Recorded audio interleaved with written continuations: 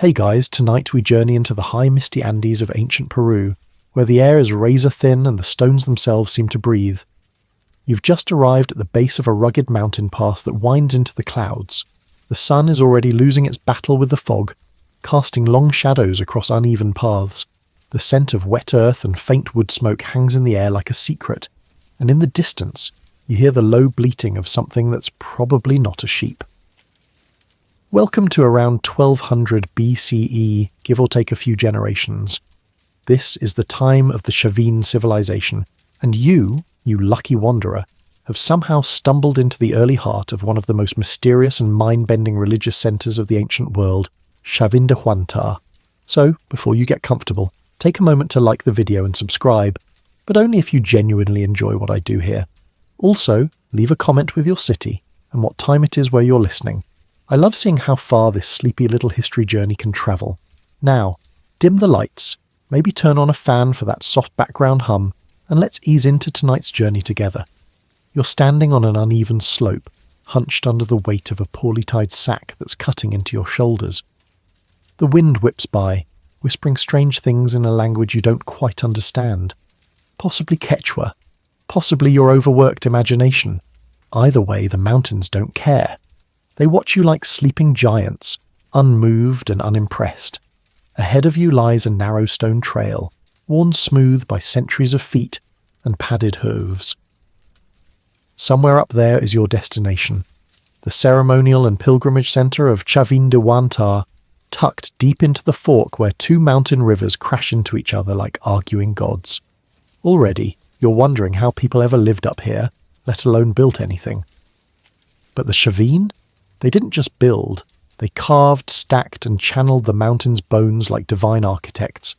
They weren't your average stargazers or farmers. This place was where sky, earth and underworld supposedly met, and you're going to walk straight into it. Hopefully. You take your first step onto the stone path and immediately slip a bit, wet moss. Welcome to the Andes. A group of locals passes you, effortlessly balanced under massive bundles of firewood, textiles, or is that a goat? It's hard to tell. They nod at you politely but say nothing, and you feel instantly like a tourist who forgot the guidebook. You try to mimic their stoic, deliberate stride, but your boots are all wrong. Your breathing is already shallow and you haven't even reached the hard part. Historically, Chavín de Huántar sat at the nexus of multiple ecological zones and trade routes: desert coast, highland valleys, and jungle margins. It was less a city and more a spiritual engine. Pilgrims came from hundreds of miles away, often walking for weeks just to glimpse the temple, to consult its oracle, or to leave a carved offering. You're just trying not to pass out. Your body's already staging a rebellion. The altitude is no joke. At over 3,000 meters above sea level, there's 30% less oxygen than you're used to. Your fingers tingle a little, and a dull ache has started behind your eyes. You consider turning back, but the thought of facing that smug border guard again, who called you Touristico with a smirk, pushes you forward. As you trudge upward, the landscape shifts. Green turns to grey. The vegetation thins out, and the mountains seem to close in.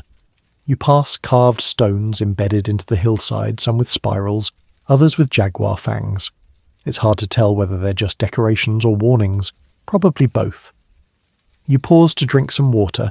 It tastes faintly metallic, like the river upstream has secrets of its own. A small herd of llamas approaches, led by a boy no older than 10. He nods at you solemnly. One of the llamas stares at you with a look that might be judgment. You're not sure if it's the altitude or just llama energy in general, but you feel vaguely accused. Fun fact, the Chavín were among the first to integrate highland llama caravans into long-distance trade systems, moving goods like obsidian, seashells, and hallucinogenic plants. Not bad for people who had to climb cliffs to go grocery shopping. You continue, and the path gets steeper. The mist is thicker now, curling around the stones like lazy smoke. You think you hear flute music in the distance. Maybe.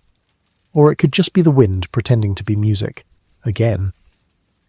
But the sound is oddly patterned, like it's trying to guide you.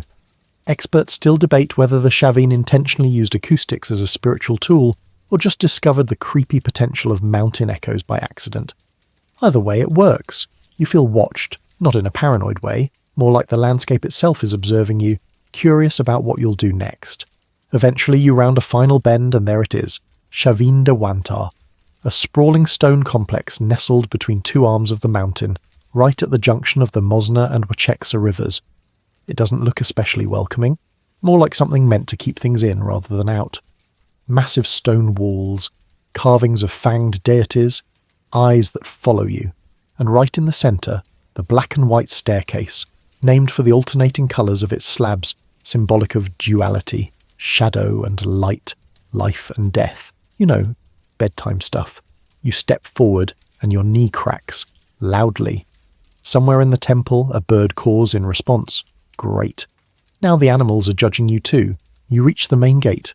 A local priest eyes you up and down. He's draped in elaborate textiles, his hair braided with beads, and he carries a staff shaped like a serpent. He doesn't speak. He just gestures for you to enter. You do, and just like that, you leave behind the world you knew and step into a civilization where stone can talk and gods wear jaguar teeth. You've barely stepped into the complex before you're already regretting your footwear. The smooth flagstones beneath you, polished by centuries of ceremonial feet and flowing water, are as slippery as soap. Your boots, built for modern terrain, seem to rebel with each step. Somewhere in the distance, a low hum of flute and drum begins again, or maybe it never stopped. The courtyard opens before you like a stage, but you're not the performer. You're the understudy who forgot their lines. Around you, thick fog coils between structures, blurring the edges of walls, stairs, and ancient channels that run like veins through the temple grounds. It smells like stone, wet grass, llama, and mystery. Your guide, if that's what he is, says nothing. He walks ahead, humming something slow and circular, his pace unhurried.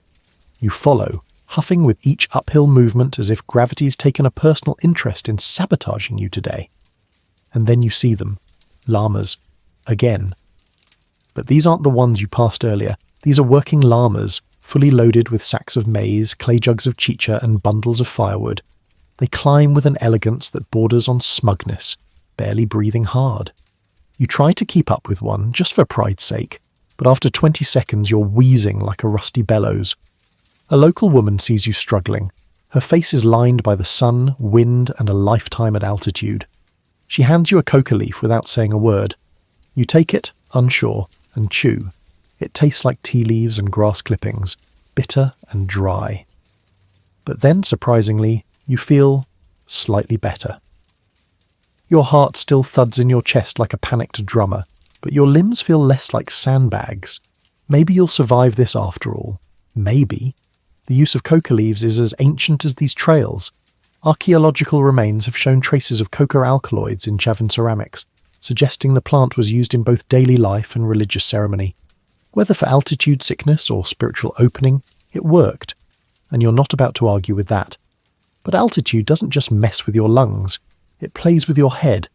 Shapes in the fog seem to move when you're not looking. Carved faces emerge from walls when you least expect them. One moment you're walking beside a simple drainage channel, the next you realise it's flanked by serpentine sculptures, their eyes watching your every step. The symbolism is constant. Duality, transformation, power. The path veers upward again, hugging a ridge. Below you glimpse the Mosna River, churning noisily over rocks. According to some interpretations, the Chavín saw rivers not as boundaries but as portals, divine thresholds that connected layers of the world. Standing here, with mist in your lungs and cold in your spine, you start to get it. Kind of. Then comes the real climb, no more flagstones, just uneven steps cut into the mountainside. You grip the edge of a mossy boulder to steady yourself as the wind tugs at your cloak. Wait, when did someone put a cloak on you? You honestly don't remember. Was it the priest? A llama? You're not even sure anymore. Welcome to hypoxia. You begin the next descent, trailing a group of porters who carry everything from ritual ceramics to live guinea pigs in woven baskets. No one speaks much. Even the animals are quiet, as though the air is too sacred for idle conversation. Halfway up, you stop to catch your breath. There's a stone bench nearby, flat, square, a little too convenient. You sit. Mist curls around your ankles. The stone is cold but grounding. Behind you, a massive carved stela juts from the hillside. a face with goggle eyes, fangs, and a crown of snakes. Possibly a jaguar, possibly a harpy eagle, possibly both. Scholars remain divided on what these composite beings represent: deities, priests in transformation, or symbolic metaphors for mind-altering states. Whatever it is, it's watching you. You stare back for a while, the coca leaf numbing your tongue, your breath coming in short puffs, and then, almost involuntarily, you stand again and keep climbing. The higher you go, the stranger it gets. The air is thinner, but the silence is thicker. The stone walls lean in, as if eavesdropping. And when you finally crest the final ridge, you're not greeted with cheers or trumpets. Just a long, narrow corridor flanked by animal carvings and high-relief murals of open-mouthed beasts. This is not a place built to comfort. It's a place built to transform. You follow the corridor, noting that the llamas are now gone. Strange. You didn't see them leave. Maybe they never really existed. The fog has that effect. A young man waits at the end of the path. His head is shaved, save for one long braid down his back. He wears a tunic made of finely woven wool, alpaca, you guess, and a necklace of what appear to be tiny carved bones, or teeth. He doesn't speak either. Instead, he offers you a bowl of thick, frothy liquid. Pale green with a reddish tinge. It smells like earth and spice and something vaguely illegal. You hesitate. He nods once. You drink. And everything changes. The world pulses. The ground breathes. The walls seem to lean forward, their carvings no longer still. Somewhere inside you the temperature drops, then rises again. The fog thickens, but this time it's inside your skull. Congratulations. You've just had your first sip of San Pedro cactus brew. Used for thousands of years in South American rituals, this hallucinogenic concoction was a staple of Chavín ceremonies. Whether to commune with gods or simply to dissolve the boundaries between self and stone, it did the trick. Side effects may include dizziness, nausea, and profound metaphysical questions like, am I a jaguar now? You sit down abruptly. Not because you want to, but because your knees no longer feel like they belong to you. The young man sits beside you, calm, unbothered. He begins to hum a pattern. 5 notes, repeated. It's not a tune so much as a guide rope. Your breathing slows, your thoughts drift. The mountain is no longer beneath you. It's around you, inside you, whispering. Your last clear thought before everything goes fuzzy is, I'm definitely not in Kansas anymore. You don't remember standing up, but somehow you're walking again, or floating, or possibly dreaming while upright. The stone beneath your feet pulses with each step, and the walls ripple faintly, like the inside of a drumhead caught in a breeze. The air is thicker now. Not with moisture, but with meaning. Or maybe metaphor. Hard to say. Ahead of you looms the main temple structure of Chavín de Huántar. It's less of a building and more of a statement. The stones are enormous. Megalithic blocks carefully fitted together with a precision that modern contractors would probably charge extra for. No mortar, no errors. Just sheer determination and divine obsession. The facade is a carved tapestry of snarling mouths, flared nostrils and bulging eyes. Serpents slither across the walls, their bodies doubling as water channels. Jaguars stalk the corners, immortalized in mid-pounce, and staring down at you from the highest lintel is a monstrous deity with wild hair and a sneer that suggests it knows things you don't, mostly about you. You blink, still sneering. This is the Lanzon, or at least a depiction of it, the central idol hidden deep inside the temple. You're not there yet. First, you have to pass the gate, and like any ancient sacred space, it's not guarded by warriors, but by symbolism, intimidation, and some pretty unsettling acoustics. As you approach the entrance, your feet crunch over gravel that wasn't there a moment ago. A man in a jaguar mask steps out of the shadows.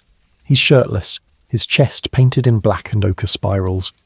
Around his waist is a belt of feathers, shells, and something that looks suspiciously like human hair. He doesn't speak. None of them do. Communication here doesn't come in words.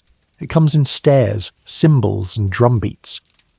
More figures emerge. Others in feline masks, their faces distorted into snarls. Some wear pelts. One holds a staff carved with fangs. They surround you in a loose circle, not aggressive, but very much present.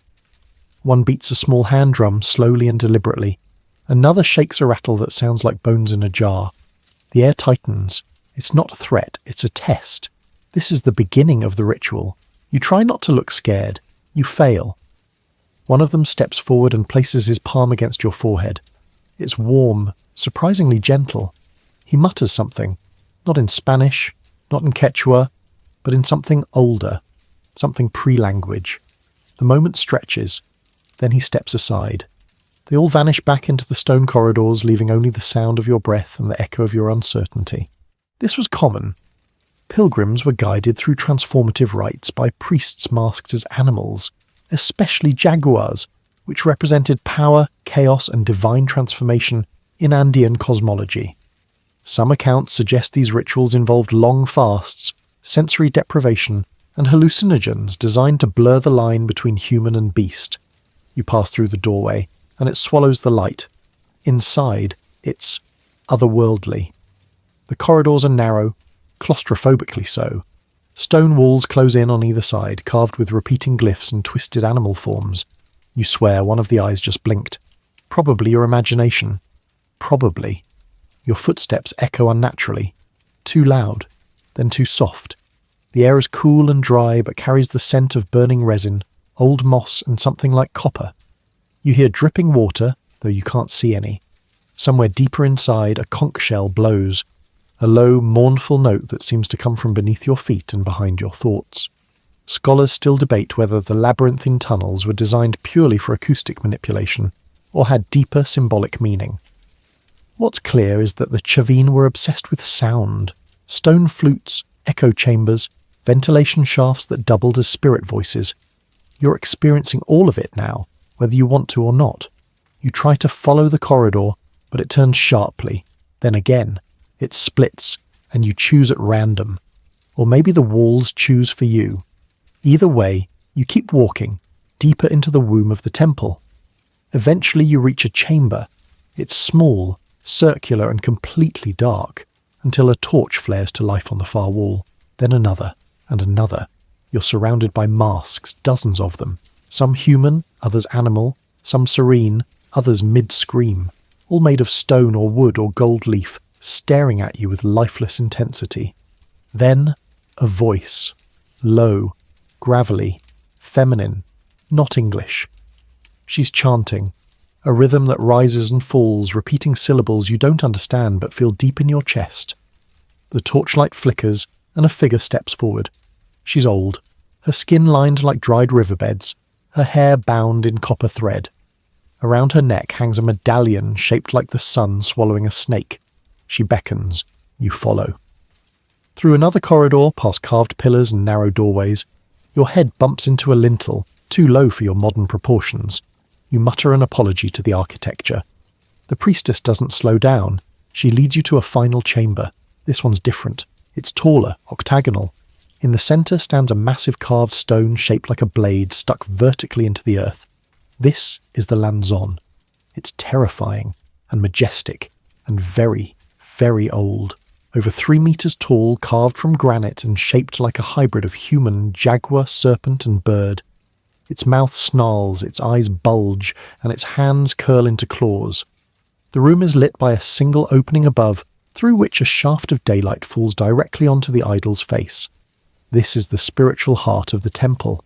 Pilgrims, like you, came from all corners of the Andes just to see this, to touch it, to whisper into its ears and hope for answers. You take a step forward, unsure if you're allowed. The priestess nods once. You place your hand on the stone. It's cold, but not dead. It hums.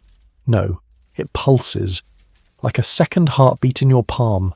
You don't hear anything, but you feel something. A weight, a message you can't translate. Not yet. Maybe never. You stagger back, breathless, blinking away tears you didn't realize were forming. The priestess gives a slight bow. Then, like everyone else here, she disappears.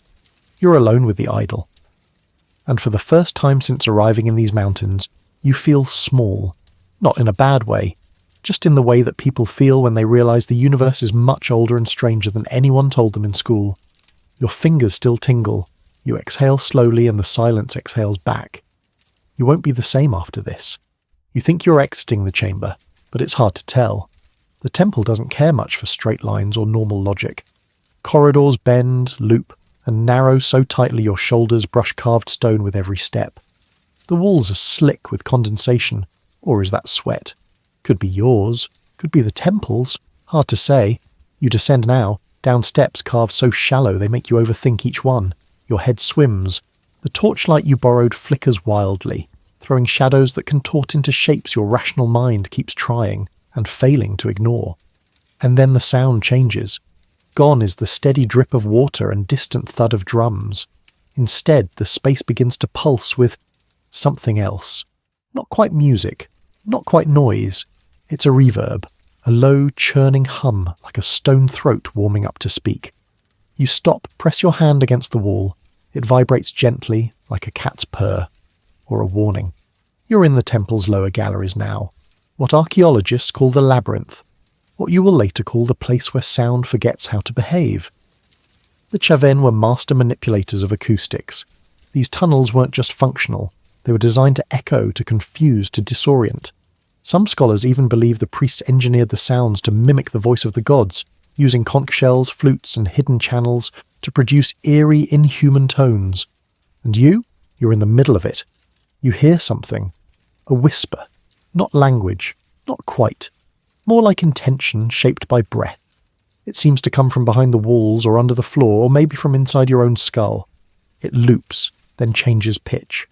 A phrase repeated 3 times, each time slightly different. You stop breathing just to hear better, then wish you hadn't. The sound seems to pass through you. Your ribs feel it. Your teeth feel it. Your doubts feel it. Another corridor curves to the right, impossibly narrow. You squeeze through sideways, brushing stone so smooth it must have been polished by thousands of human hands. Carved into the arch above you is a face, jaguar, snake, and something bird-like fused together, mouth agape as if singing.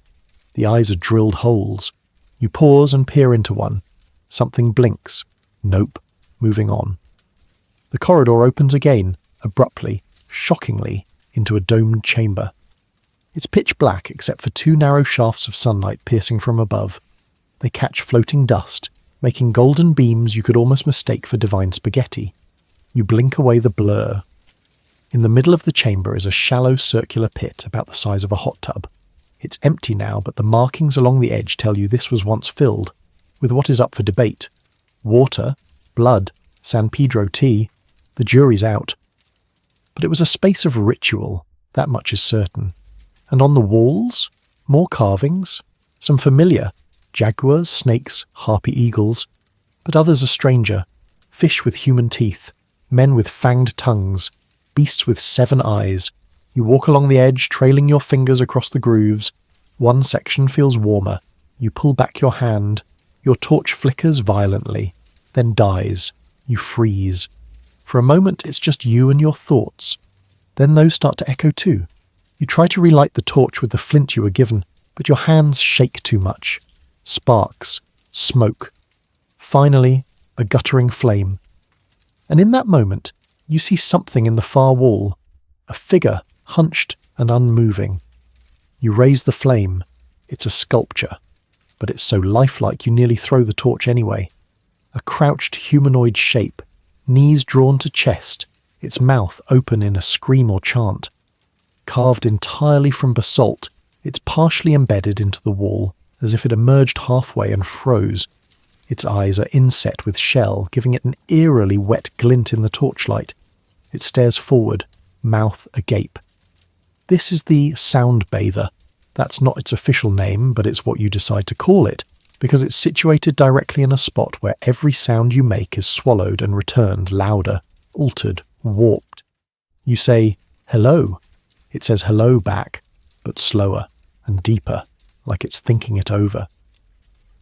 This chamber, like many others, was likely used for immersive experiences, heightening sensory input to break down the self and prepare the pilgrim for divine contact.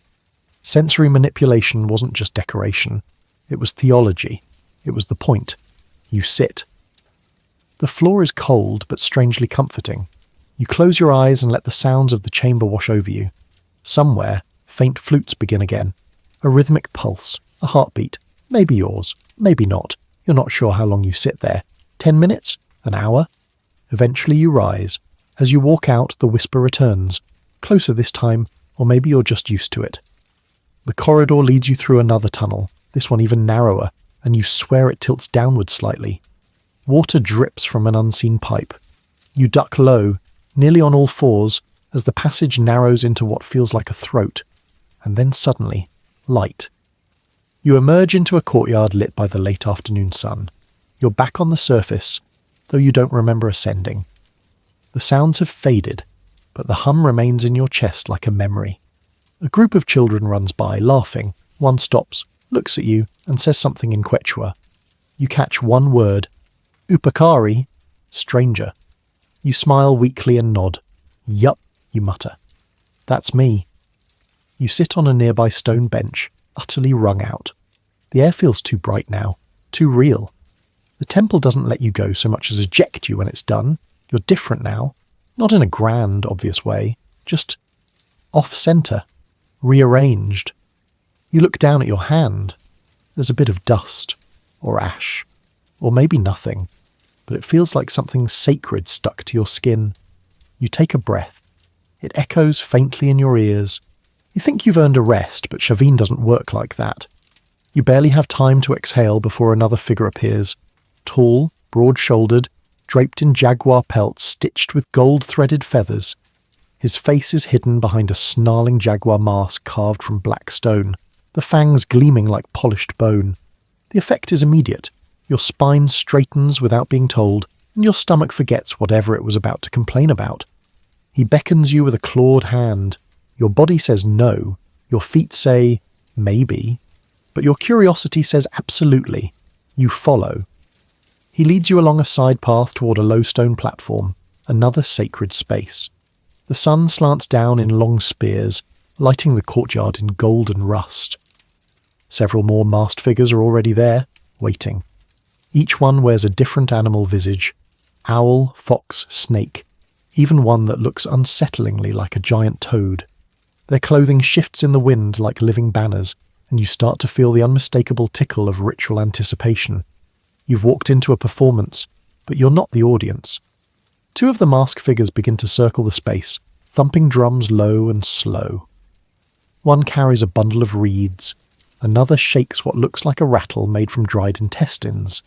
There's rhythm here, but it's uneven, designed to keep you just slightly off balance, like a heartbeat that occasionally skips. Then comes the first growl, low, guttural, unmistakably human, but feral. You scan the masked faces to find its source, but they're all still, save for the jaguar. He steps forward, lifts his hands, and roars. It's not pretend, it's guttural, chest-deep, ancient. The others answer in kind: hoots, howls, hisses. The owl trills, the fox yips, the snake hisses long and slow. It's chaos, it's cacophony, and it's choreographed. The jaguar priest drops to all fours. His hands flex like paws. The others do the same. They circle, low to the ground, stalking invisible prey. You just try not to look like dinner. The Chavín believed in transformation, not metaphorical but physical, spiritual, even neurological. To don the mask of a jaguar was to become one. It wasn't role play, it was reality, at least within the sacred space.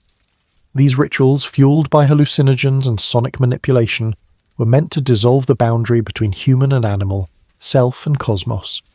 You watch as the ritual intensifies. One priest throws a handful of coloured powder into the air. It sparkles briefly, then vanishes on the wind.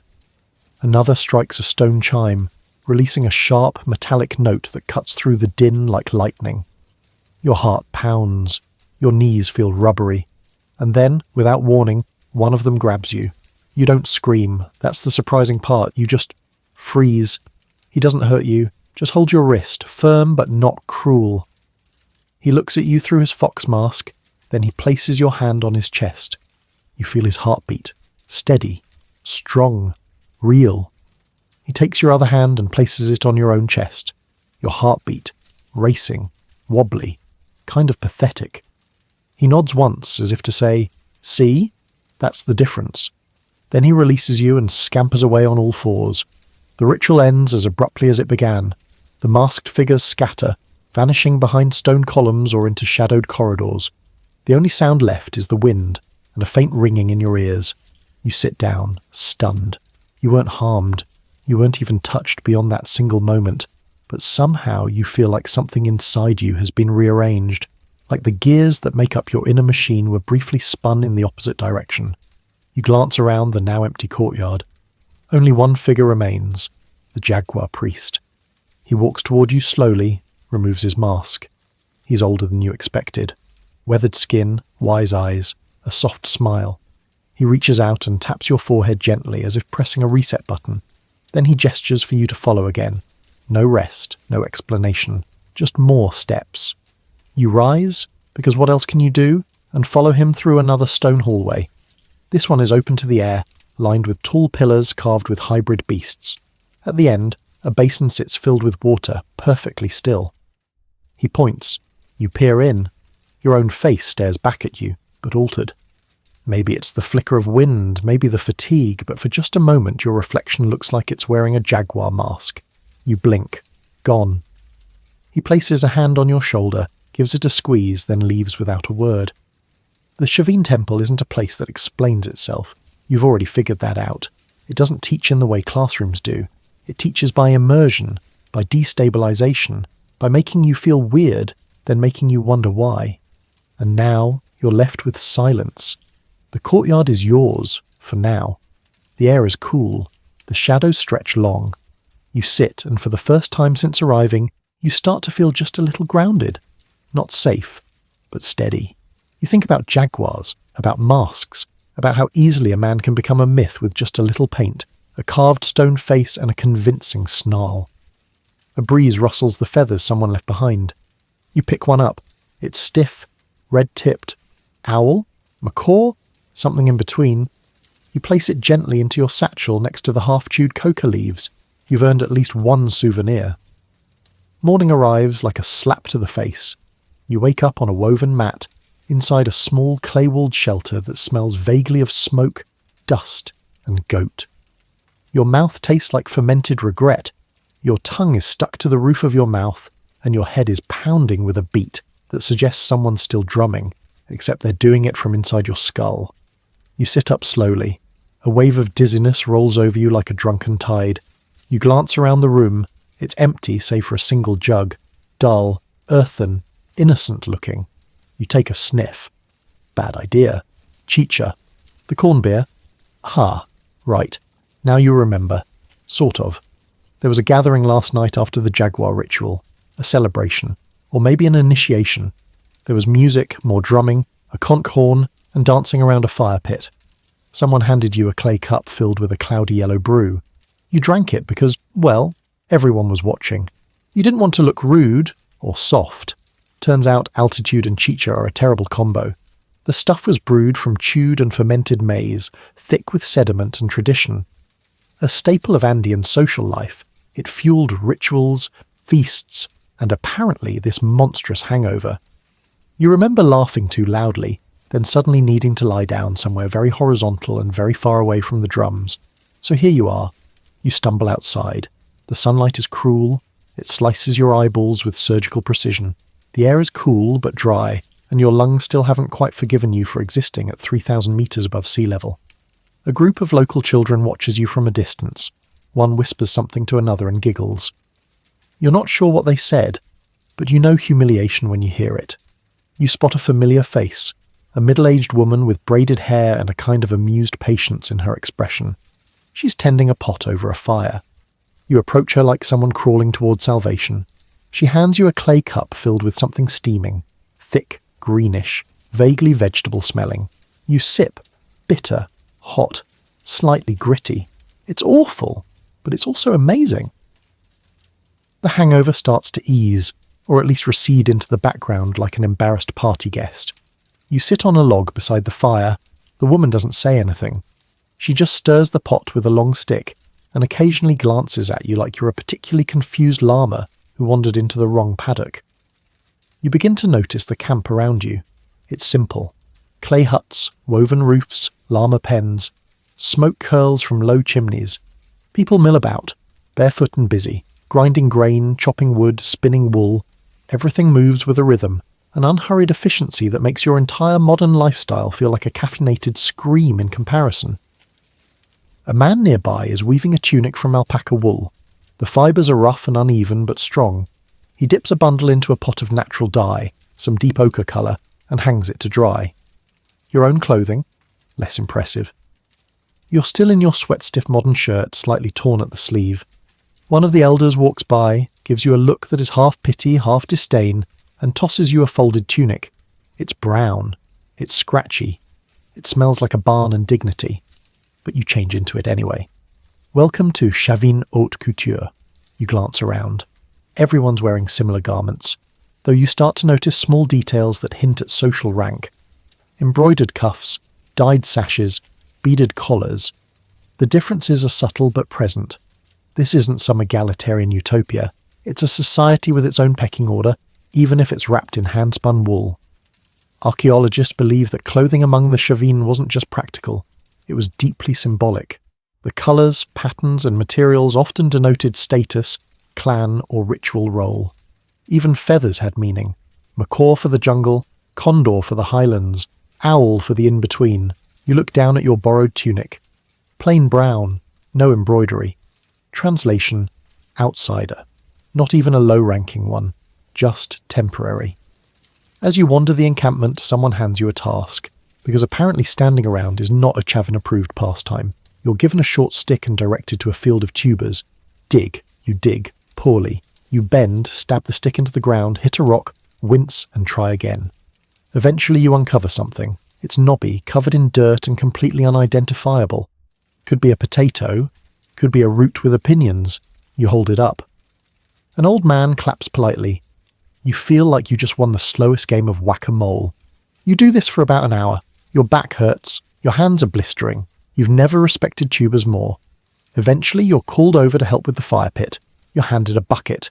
Inside, guinea pigs, live ones, they squeak. You blink. The woman who gave you the tea earlier gestures with a knife, then to the pit. You blink again. Yes, guinea pigs, or ki as they're known, are sacred here. Sacred and delicious.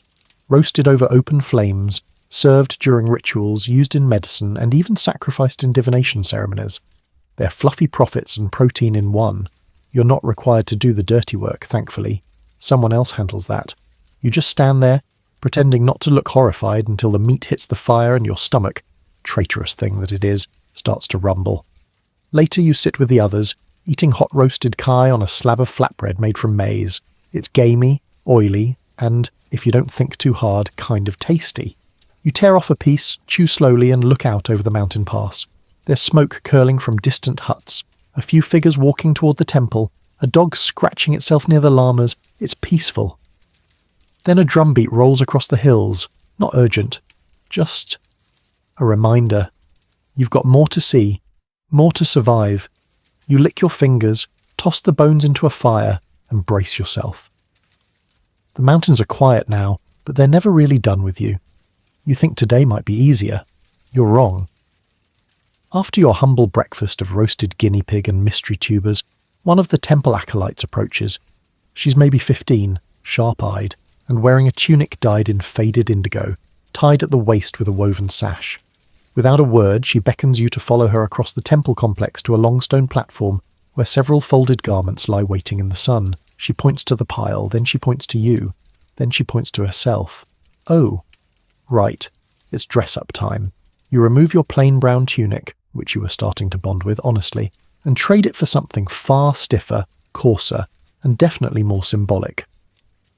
The new tunic is made from tightly woven alpaca wool, dyed a deep reddish brown and patterned with diagonal bands. It smells strongly of earth and smoke. It itches immediately. Then comes the sash, intricately braided with beads and tiny feathers, then bracelets carved from shell, then a thin strip of cloth tied around your head with a knot that keeps sliding down over your eyebrow. You look ridiculous. But the girl nods approvingly. You're now dressed as a junior ritual assistant, or at least a passable facsimile of one. As you shuffle along the outer courtyard behind her, you notice that others are dressed in variations of this uniform. The colour, cut and accessories seem to correspond to function. Some carry firewood, others herbs, others small ceramic bowls painted with animal motifs. She hands you one of those bowls and gives you a look that says, "Don't drop it." The Chavín placed immense value on appearance, not for vanity but for structure. Clothing and adornment marked your role, your duties, your relation to both the living and the divine. Even if you were just fetching water, you wore the right sash to do it. Today, apparently, you're fetching something. She leads you past a pair of monolithic carved heads set into the ground. You pause to glance at them, weathered faces with empty eyes, wide mouths, and stylized hair that seems to mimic flowing water or flame. Scholars still debate whether these stone heads were meant to represent deities, priests in transformation, or possibly you, mid-ayahuasca trip.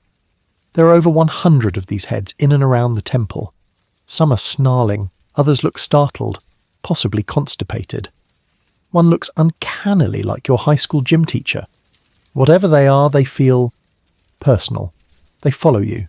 You continue into a sunken plaza. This space is wide and circular, walled by large stone blocks and decorated with intricate relief carvings. It's quiet here. Too quiet.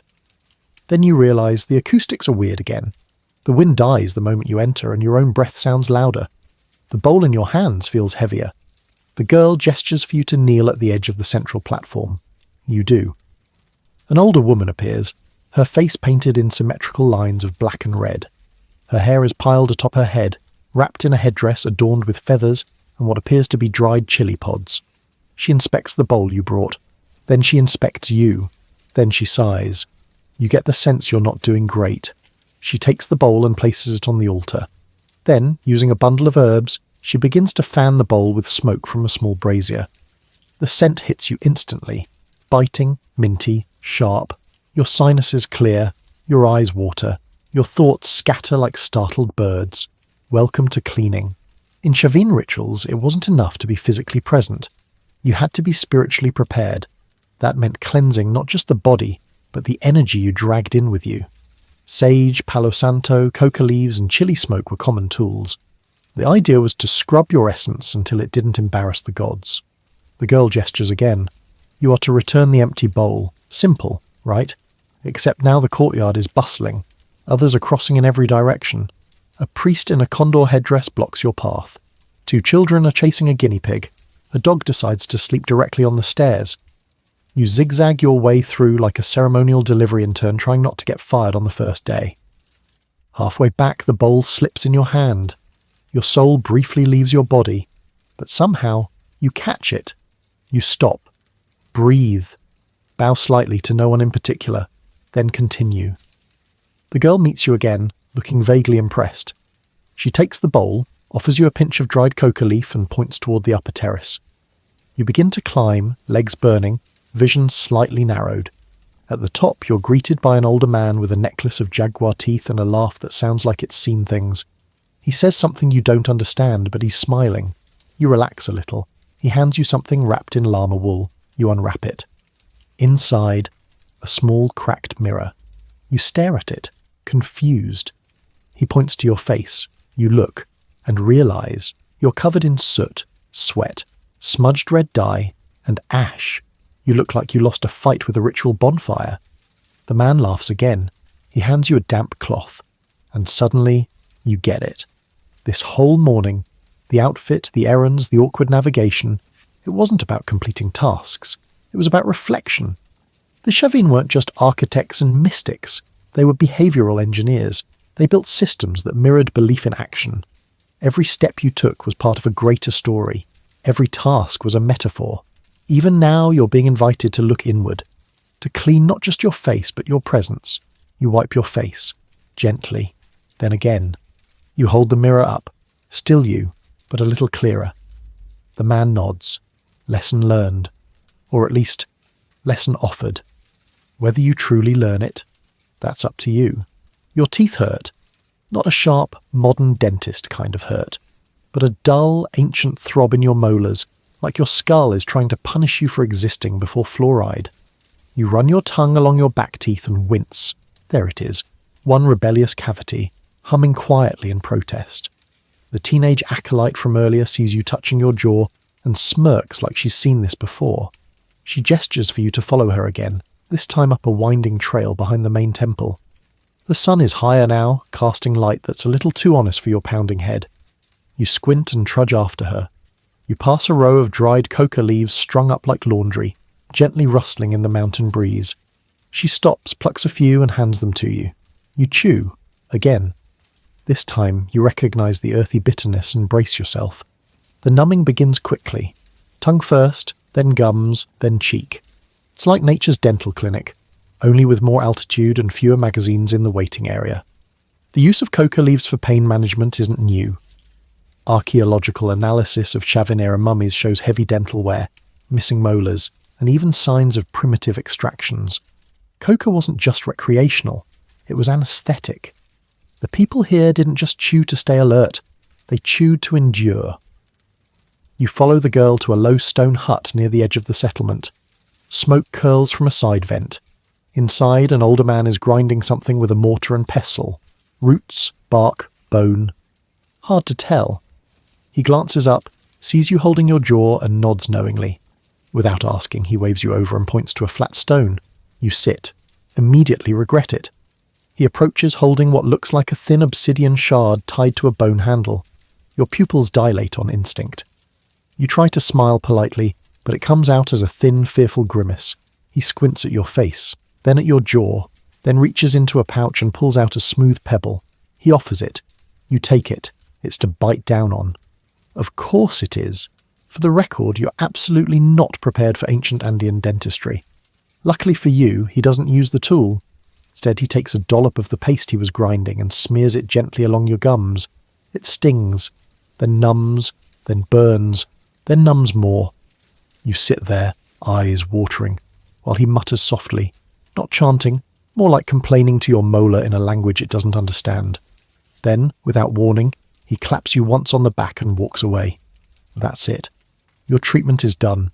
You sit for a while longer, waiting for your jaw to detach from your face. Eventually the numbness becomes manageable. The ache has faded, or your brain has given up keeping track. Either way, you're functional again. The girl gestures for you to stand. You do, wobbly but upright. Together you walk down a lower path flanked by terraces. Women are harvesting potatoes with stone blades. A few men carry baskets of herbs, one of which smells like eucalyptus and mothballs. You ask the girl a question, not with words, but a raised eyebrow and a gesture at your jaw. She replies with a shrug and a pinch of dried something from her sash. She hands it to you. You chew it. Of course you do. It tastes like dirt and surprise, but the pain stays away. The Chavín had a surprisingly advanced grasp of botanical medicine. Their region provided a pharmacological wonderland. Coca, chili, datura, valerian, cactus brews, and aromatic resins. Some they burned, some they chewed. Some they brewed into teas that opened the mind, or shut the body down long enough for someone to pull a tooth. Your guide stops at a small stone alcove set into the hillside.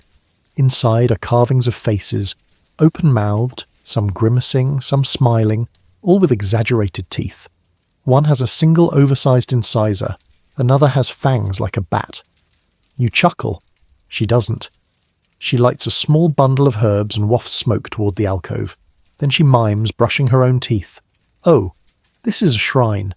To teeth, or to health, or to pain. Again, the Chavín don't do things the way you expect.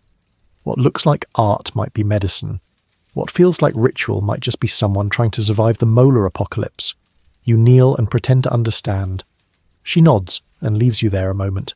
And you sit, breathing in the smoky air, numb-faced, pondering the absurdity of human adaptation. People here lived for decades chewing leaves, grinding roots, fending off decay with smoke and stone and prayer. They didn't have floss, but they had ritual. They didn't have anesthesia, but they had coca. And they didn't have dentists, but they absolutely had guys with obsidian blades and no concept of informed consent. You look up at the carved faces. They grin back, gap-toothed and knowing. One of them has your smile. You shake your head, spit out the remains of your mystery chew and rise. The pain is gone for now. But the memory of it will linger. Not as trauma, more like an inside joke between you and the mountains. You rejoin the camp with a slightly crooked grin, the taste of resin on your tongue, and the distinct feeling that somewhere deep in the temple's stone core something is laughing with you, or at you, same difference. You're getting used to the silence, not the absence of noise, but the Chavín version of silence, the kind that's filled with wind, footfalls, the soft rustle of feathers, and the constant whisper of rivers in the distance. It's a silence that listens back. Today, someone hands you a polished shell. That's it. No explanation. Just a large, spiraled conch with a hole carved near the mouth. You hold it in your hands like a ceremonial baby and look around. The teenage guide returns, your ever-silent handler, and gestures toward the temple once again. This time, she leads you toward a smaller, less imposing doorway set into the northern side. You've been here before, but never through this entrance. You duck through the arch, and the air changes immediately. Cooler, more compressed. The hallway is low and narrow. Every step echoes back in triplicate. Then the girl points ahead, toward what looks like a dead end. Only, it hums. There's a low vibration in the wall, like someone strumming a thick string made of fog and memory. You move closer. A faint light glows from a crack near the floor, barely wider than your hand. Wind? Breathing? It pulses in sync with your own heart. And that's when you realize where you are. The oracle chamber, or more specifically, the outer threshold of it. This was the spiritual core of Chavín de Huántar, the axis mundi, the supposed connection between the human world and divine wisdom. Pilgrims would travel across mountains and deserts just to ask a single question, often a desperate one, and receive a cryptic answer from someone, or something, hidden behind stone. You kneel. There's no one here to tell you to do it, but the weight of the place demands it. The teenage girl sits across from you, legs folded, face unreadable. She pulls a reed flute from her sash and begins to play, a slow, looping tune of maybe 5 notes. The sound is simple, but it fills the chamber unnaturally, bouncing off the stone in confusing patterns. You close your eyes. It's almost soothing. Then, behind the wall, the conch sounds. It's deep, powerful. It rattles your teeth and your spine. And it's not the one you're holding. Somewhere behind that stone sits a hidden priest, masked and unseen, holding a conch shell of his own. He's the voice of the oracle. He's the one who speaks for the divine. He blows again. The tone shifts, then again, higher this time, and then silence. You glance at the girl. She nods toward the wall. You lean closer, and then, through a tiny slit near the floor, you hear it. A voice. Raspy, genderless, ancient. It speaks in a dialect that you don't recognize. The syllables roll like gravel, but the tone is unmistakably addressing you. You freeze. Then, instinctively, you respond. Not with words, with breath. You lift the conch to your lips and blow. Badly. It comes out as a sickly honk. The priest behind the wall pauses, then chuckles. Laughter. The gods laugh. Or maybe just the priest. You're not sure which is worse. You feel your face flush. You want to vanish into the flagstones. But the girl just grins for the first time since you met her. She mimics your awful sound with her flute, then plays a flourish. A kind of musical, "You tried." The oracle speaks again, this time louder. Still unintelligible. Still personal. It feels like it's speaking through you, not to you. A riddle of sorts, packed with metaphor and contradiction. You can't translate it, but you feel it. A tension. A question you haven't asked yet being answered too early. Scholars still debate what exactly the oracle did at Chavín. Some argue it was pure performance, ritual theatre using sound manipulation, acoustics, and psychedelics to create a believable illusion. Others insist there was something more, a system of encoded wisdom passed down orally, preserved in layers of metaphor and silence. You lean back, slightly dizzy. The conch in your hand hums faintly, not actively, just sympathetically, like it remembers. The girl sets down her flute and stands. Time to go. You rise and the chamber lets you go reluctantly. It doesn't end. It recedes, like a wave drawing back into deeper water. The doorway closes behind you and suddenly the sunlight outside feels rude. You blink against it. What did the oracle say? You don't know. Not really. But you can't stop thinking about it. Back outside, someone hands you water. You drink. It tastes like stone, cold, and oddly sweet. Your heart is still pounding, not from fear, but from something you can't name. You glance down at the conch shell. It's yours now, apparently. You tuck it into your sash, the way you've seen others carry things that matter. Later that day, while sitting by the river, you hold it up to your ear. The old trick, right? Ocean sounds. But what you hear isn't ocean. You hear the 5 notes from the flute. You hear your own breath. You hear the question you didn't ask, and the answer you'll probably never understand. By now, you'd give anything for a proper bath, or even a bucket. Your skin is sticky from sweat, ash, and a number of mysterious substances you've stopped trying to identify. There's a patch of dried something behind your left ear, maybe ceremonial paint, maybe guinea pig grease. You don't want to know. So when a young boy gestures toward a sloped stone path leading downhill and hands you a wooden ladle, you follow him like he's offering access to a 5-star spa. You hike through a narrow gorge, shaded by tall grasses and flowering shrubs, and descend into a shallow ravine where you finally hear it, running water. Sweet, blessed, probably cold, probably holy water. The path leads you to a narrow stone basin fed by a steady stream trickling from a carved spout in the rock, shaped like the open mouth of a feline deity. You set down your things and kneel beside it. You splash water on your face, and immediately regret it. It's freezing, like licking an ice god, but it's clean. You drink, carefully, then rinse your hands, your arms, your filthy neck. The water here feels different, fresher somehow. The Chavín must have known this spring was special, and in fact, they did. One of the great marvels of Chavín de Huántar is its sophisticated hydraulic engineering. Scholars remain divided on whether the system was primarily practical or ceremonial, or both. Channels, drains, and underground ducts guide mountain runoff through the temple complex in specific, intentional ways. Some believe these water features were designed to produce ritual sound effects. Others point to their surprising efficiency, built 3,000 years ago, and still capable of draining a storm. You lie back on a warm flat rock beside the stream, your hands trailing in the water. You exhale. For once, you don't feel like you're about to be tested or initiated or symbolically devoured by a feline god. For about 2.5 minutes, life is okay. Then, a stone shifts under your back. It's not much, just a subtle give, like a pressure plate. You sit up and roll the stone away. Beneath it, a small cavity. Inside, bones, tiny ones. You stare.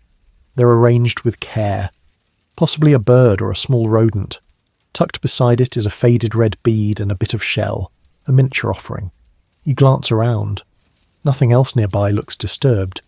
You didn't uncover a grave, just a hidden shrine. Someone once left something here. Not for you, not for the tourists, for the gods, or the mountain, or some forgotten purpose that still hums through this place. And now you're involved. You replace the stone gently. When you return to the main path, dripping and contemplative, you find a group of workers hauling large baskets of sand and gravel toward the temple's side wall. You watch as they tip the baskets into a narrow trench that runs the length of the building, lined with carefully stacked stones. A woman sees you watching and beckons you over. She hands you a reed trowel. Moo. You're now part of the maintenance crew. You kneel and start spreading the gravel across the drainage channel. It's oddly satisfying. Simple work, stone, gravel, earth, repeat. The sound of the water running nearby soothes your still spinning brain. And then the conversation begins. Not with words you understand, just quiet murmurs, low and even, as the workers chant softly to themselves. It's not a song, not quite. More like a cadence to keep the rhythm. You try to mimic it under your breath. Your timing is off. The woman chuckles, then gently corrects you. They're singing to the water, or rather, with it. You catch a few repeated phrases. Wasiuma, Yakumama, Ninarumi. Wasiuma, house of the head. Yakumama, mother of water. Ninarumi, firestone. You don't know what they're building or repairing, but it's clearly sacred. Later, when the trench is filled and the final capstones are being slid into place, an elder steps forward with a small cup of chicha. He pours a splash onto the stones before handing the rest to you. A drink for the gods, then a drink for you. You take a sip. Still awful. Still sacred. As the group begins to pack up, one of the workers beckons you aside and shows you a carved basin nestled near the foundation. It looks like a sink, but with channels that spiral outward like a snail shell. He splashes water in. The sound it makes is bizarre. pitched and echoing as if the basin is speaking back. He chuckles, taps it with a stone, and the whole basin hums like a tuning fork. It's another mystery of Chavín architecture, these acoustic basins which may have been designed for sound rituals, healing ceremonies, or possibly just for messing with the minds of visiting pilgrims. The jury's out, you tap it yourself. The vibration tickles your palm. Then with no warning, the entire trench you helped fill begins to sing. Not loudly, not melodically, just a deep, almost imperceptible tone. A resonance triggered by the water, the gravel, and your clumsy participation. You stare, open-mouthed. Everyone else nods like this is completely normal. The elder pats your shoulder. You're part of the system now, even if you still don't know what the system is. Twilight in the Andes is a slippery, dangerous thing. The sun doesn't so much set as vanish, slipping behind the peaks without warning, casting everything into long, chilly shadows that twist and stretch until the world looks unfamiliar. You're led by torchlight now, one of many slow-moving shadows marching across the stone plaza like a silent procession of sleepwalkers. You weren't told where you were going. No one ever tells you anything here, but the presence of the priests in full regalia, feathers, masks, staffs carved with serpents, suggests this isn't your average evening stroll. You're walking toward the main platform again, the one near the temple's entrance with the tall black and white staircase, symbolizing duality, day and night, light and dark, life and death. Tonight you're about to find out which side you're standing on. The air grows colder with each step. The torches flicker wildly in the wind. Above, the stars begin to emerge, tiny pinpricks of icy white in a velvet sky. Somewhere deep in the mountains, a jaguar growls, or something wants you to think so. The priests gather around a circular fire pit, its edge carved with images of fanged faces and stylized hands. You're led forward, not roughly, but with firm insistence, and positioned near the outer ring. Not a participant, but definitely not a spectator. One of the priests begins to chant. His voice is low, steady, and rhythmically flat like the drone of a distant engine. Another priest responds, then another. The words are unintelligible, but the cadence pulls you in. You feel your heartbeat aligning with it, your breath sinking to the rhythm. This is no performance. This is invocation. From the shadows, more figures arrive. Some wear animal skins, others are painted in ashen ochre. Their faces are blank with focus, their hands busy with bundles of herbs, stones, feathers, bones. A young boy steps forward, holding a clay bowl. Inside, something small and very much alive. It squeaks. You already know what it is. A guinea pig. You look away. Too late. With one swift motion, a priest removes the animal's head, collects a splash of blood in another bowl and holds it to the sky. The crowd exhales in unison. You do too, because you haven't breathed since he stepped forward. It's not gratuitous, not sadistic. It's solemn, controlled, reverent. To the Chavín, this wasn't death. This was communication, a necessary transaction with the divine. Guinea pigs were believed to carry illness, misfortune, and imbalance out of the human body and offer it to the gods in exchange for harmony. Still, watching it feels intimate, uncomfortable, important. The bowl is passed from priest to priest. Each dips a finger and marks their forehead, their chest, their lips. One steps toward you. You freeze.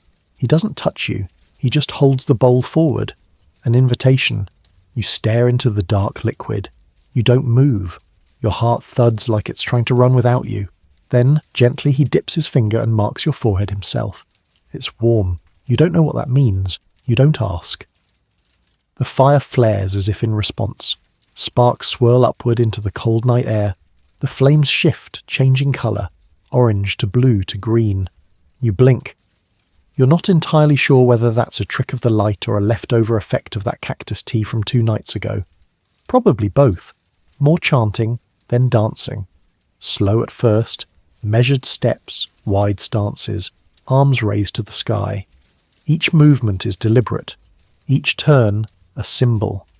You try to follow along in your mind, tracing the patterns, decoding the meaning. But soon it becomes too much. Too layered.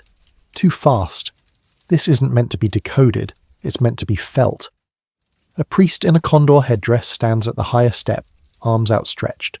He begins to speak, not a chant now, but a story. You catch snippets, translated roughly by someone beside you. A jaguar swallows the moon.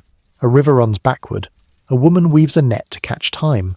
A child is born with 3 eyes, one to see the past. A familiar myth? Maybe. Or just one that's been waiting to be told since before language had verbs.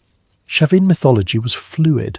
Hybrid creatures, surreal symbolism, and multiple layers of meaning. Their gods weren't tidy beings with neat moral categories. They were messy, powerful, transformative, and often terrifying. You understand now viscerally why jaguars were at the centre of it all. They aren't just predators. They shift, from forest to cave, from shadow to light, from protector to destroyer. The Chavín didn't worship animals. They didn't even worship gods in the modern sense. They participated in power, fluid, feral, overwhelming power, and tonight, you've been invited to stand in its heat. As the fire burns low, the dancers slow. The chanting fades to humming. The priests bow their heads. One by one, people drift away into the shadows, silent as fog. You remain seated, staring at the last glowing embers. You feel altered, not in some dramatic movie magic kind of way, just tilted, like the world has quietly rotated a few degrees off-centre. You touch your forehead, where the priest marked you. The blood is dry now, a faint crust like pigment. You don't wipe it off. You don't dare. You wake to the smell of roasted herbs and the quiet hum of something bubbling over a fire. It's still dark, or close enough. The sky above the mountains is a deep navy blue, just beginning to soften at the edges, and the first birds have started their tentative warbling, like they're testing the acoustics for dawn. Your body aches in places that feel invented, between your ribs, behind your knees, somewhere deep inside your eyelids. Your tongue is dry, your thoughts are damp, and you're starving. Not, I skipped lunch, hungry. Number Urbise. I helped maintain ancient plumbing, witnessed a guinea pig sacrifice, and tried to emotionally process interdimensional jaguar gods hungry. The campfire smells promising. You follow your nose. Around the communal pit, a few early risers are already cooking. One woman stirs a pot of something thick and brown. Another turns a flat cake on a stone slab. And in the centre, skewered over the coals, slowly rotating on a spit, is a guinea pig. Again. Of course. You sit down quietly, trying not to interrupt whatever sacred ritual of breakfast might be happening. Someone hands you a bowl, a thin stew of maize, wild greens, and a floating chunk of roasted root. It tastes like earth, salt, and survival. You slurp it down without ceremony. Then comes the main dish. They hand it to you on a small flat stone. It's a whole guinea pig, roasted until its skin crackles and its tiny paws curl inward, like it's still trying to escape. You stare at it. Its face stares back. A nearby child notices your hesitation and whispers something. The woman beside you laughs and mimics the child's gesture. Just tear it open. Don't be delicate. This isn't French cuisine. So you do. The meat is oily, rich, and surprisingly dark. Gamey. A little crispy at the edges. You chew slowly, hoping the protein will outrun your skepticism. It does. Sort of. The Chavín treated Kai with reverence and practicality. They were food, yes, but also offerings, omens, and even diagnostic tools. Shamans would rub a live guinea pig over a patient's body, then cut it open to see which organ looked wrong. The creature was both medicine and medium. You try not to think about this while chewing its thigh. Someone pours you a drink. Thick, pale, slightly sour. It's chicha again, of course. But this time it's smoother, less fermented, almost sweet. Breakfast chicha, you suppose? As the fire dies down, someone begins humming. Others join in, and before long there's a soft chorus. No words, just sound, layered, pulsing, warm. You lean back, letting it wash over you like steam, and for a moment, you don't feel like an outsider anymore. Then someone hands you a carved spoon and points to a large pot sitting beside the fire. You peek inside. It's stew, a thicker version of what you had earlier, this one with more floating objects. You recognize maize, bits of root, possibly a chili, definitely something that still has skin. They nod. Eat. So you do. You fish out a chunk. It's tender, salty, a little chewy. You don't ask what it is you don't want to know, but you clean the bowl. They nod again, pleased. You've passed some kind of culinary threshold, initiated by stew. Later that morning you're given something else, a bundle of dried herbs tied with coloured string and tucked into a pouch of woven wool. You ask the teenage girl what it is. She simply says, to carry it with you. You do. You have no idea what it's for. Protection, health, spiritual deodorant. But you carry it anyway, because everything here means more than it appears to. As the sun climbs higher, the camp becomes busier. You see a group of men carrying large clay vessels toward a ceremonial platform. Others are lighting incense. The air thickens with the scent of burnt sage, chili, and something that smells like licorice and regret. Another ceremony? You're not invited to this one. Not directly. You watch from a respectful distance as the priests chant over a series of small fires, each one built atop a carved animal face. Condor, monkey, snake, puma. They pour liquids into the flames.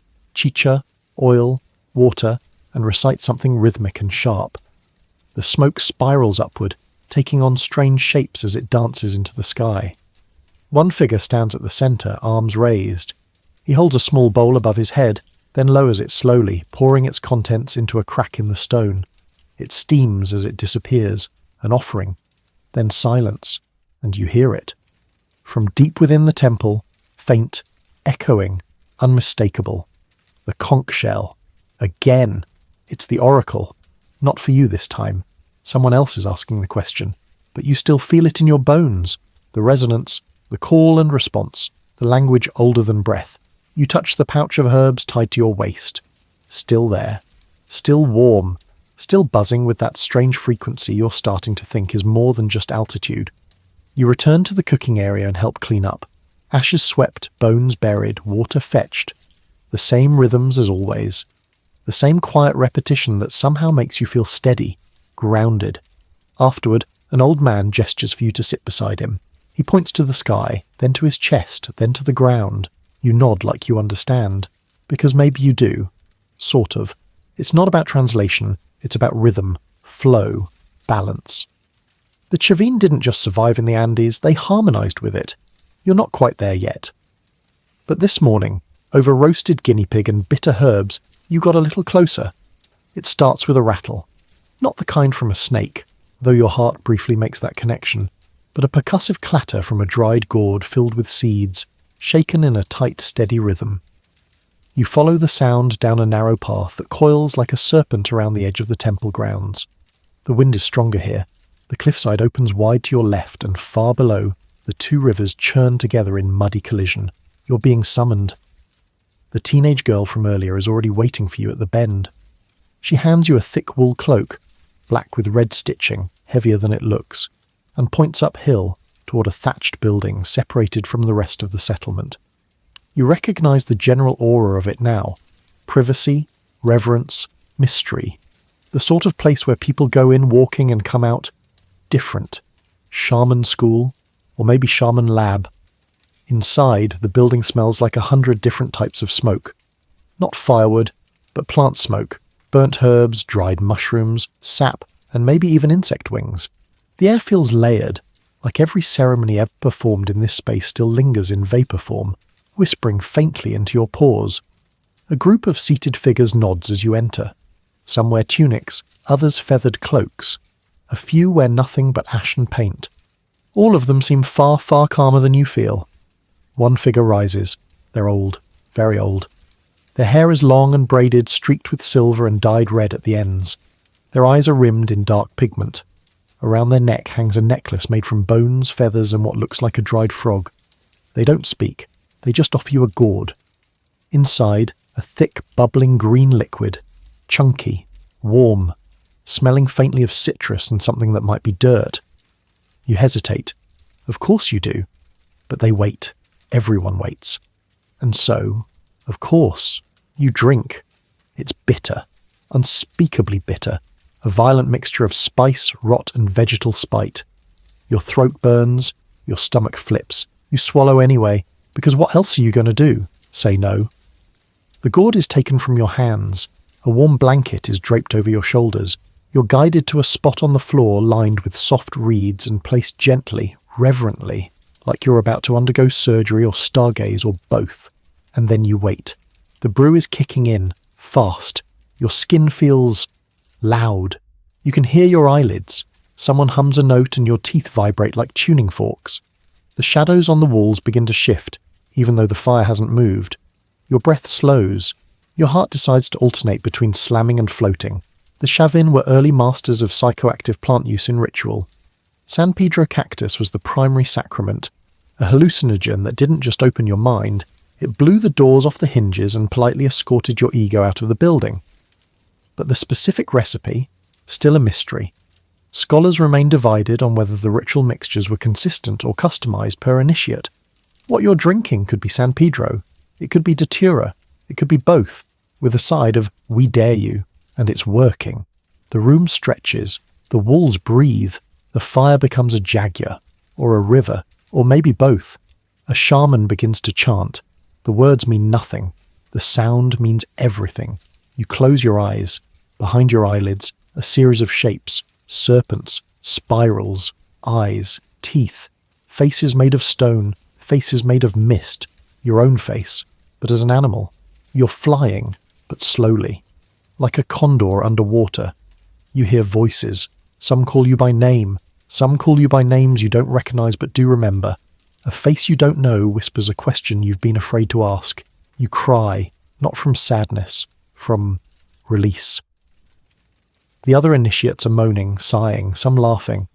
One begins to hum a low tone that vibrates through the floor. The shamans don't stop. They drum and rattle and chant as if the world depends on it, which, in this moment, it kind of does. You lose track of time, of place, of where your hands are. You throw up, a little. Everyone does. No one cares. Purging is part of it. Physical, emotional, metaphysical. You cough, then breathe, then sob, then giggle, then stillness. The fire cracks, the jaguar fades, the walls return to being walls. You open your eyes to see the elder shaman watching you. They nod once, like a stamp of completion. You're not a shaman, not even close. But you've walked through the fog they walk through. You've touched that thing, the jagged edge of knowing, of not knowing. It's enough. They hand you water. You drink like you've just crawled out of a desert of your own soul. Later, after your limbs remember how to cooperate, you're helped outside. The sky is bright now. The sun is too much. The clouds are alive. You sit on a boulder, wrapped in wool, shaking slightly, heart full of something unspeakable. The girl appears again. She places a stone in your hand. It's smooth, simple, carved with a spiral. She doesn't explain. She doesn't need to. You carry it with you, palms sweating around it, as you walk slowly, slowly back down the path. The air tastes different now. The mountain knows you. And you? You're not sure who you are anymore, but you're definitely not the same person who woke up this morning craving breakfast. Your legs feel like reeds, hollow and barely attached. Your stomach is empty in that sacred post-vomit sort of way, more cleansed than hungry. Your thoughts? Not quite yours yet. They're still steeped in whatever cosmic soup the shaman stirred up last night. So of course, today is construction day. You're handed a chisel, a real one. Well, not iron. Chavín didn't work with metal tools like we know them, but a wickedly sharp obsidian shard embedded in a wooden handle, lashed together with llama sinew. It gleams with a sort of malicious curiosity in the morning light. You're led to a work site near the lower terraces of the temple complex, where a new retaining wall is being carved into place, stone by patient stone. A dozen workers, men, women, even a teenager or two, are already busy. One hauls stones, another taps precise marks with a hammerstone. A third lifts what looks like a giant stone-toothed spatula and begins chiselling grooves with practiced flicks of the wrist. They nod to you. You nod back. Then you promptly stub your toe on a half-buried cornerstone and nearly drop the chisel. Smooth. Chavín builders didn't have metal or the wheel, but their craftsmanship was terrifyingly precise. They carved granite and sandstone with tools that seem, at first glance, too simple for the job, yet somehow produced interlocking blocks that have survived millennia of floods, earthquakes, and amateur historians with measuring tape. You begin to help. Badly. At first, you can't even hold the chisel correctly. It slips, glances off the stone, and skitters to the ground. You try again. Better. You chip off a piece the size of a pebble. Someone nearby gives you an encouraging grunt, which may also be a chuckle. By the third attempt, your hands are blistering. By the sixth, your back is aching. By the 10th, you've chipped off a shard large enough to count. Progress. Then, disaster. You swing too hard and hear a crack. Not in the stone, but in your toe. Again. The same one you stubbed earlier. You hobble back, sit on a warm flat stone and examine the damage. It's red, a little puffy, definitely angry at you. A young boy sees your face and fetches an elder. The same man from your first night, with the soft chuckle and the way too relaxed attitude about bones. He gestures for you to remove your sandal. You do, reluctantly. He taps the toe once with a knuckle. You yelp. Diagnosis complete. He pulls a leather pouch from his belt, produces a thick brown paste and smears it over your skin. It smells like mint, vinegar, and regret. Then he wraps your foot in a strip of wool and gestures toward the bench again. Sit. Watch, he says, in Quechua. But somehow you understand. So you do.